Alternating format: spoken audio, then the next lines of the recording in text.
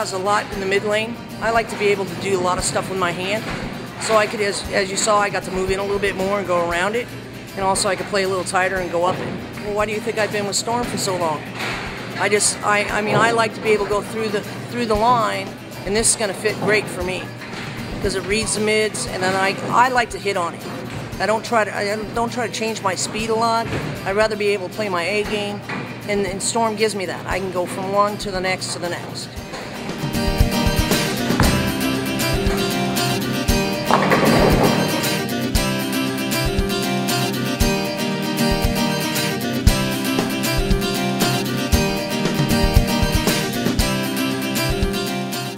Entry-level balls are always a good way to start a beginner bowler, and to start with the Tropical Breeze is the best, you know, for them, to show them the difference and everything, and they have such good shelf appeal, and so that's always where we try to start with the new customers that we get in beginner bowlers. Oh, definitely. When I signed up to bowl the team trials this year, it was one of the first balls I drilled for the shorter patterns, because you don't want a ball that does crazy big hooking, especially for a player like me who, you know, tends to hook it a little more. I would definitely choose a Tropical Breeze for a shorter pattern.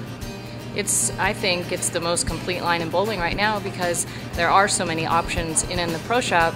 We kind of like to treat it like, we tell them it's like golf clubs, and every ball does something different. And with so many great lines in the Storm line, from the top of the line in the Nanos and Vivids down to the Tropicals, I have so many choices that I don't really need to even drill a second one, because I just switch from ball to ball to ball, from line to line to line. And for me as a bowler, you can't ask for anything more than that.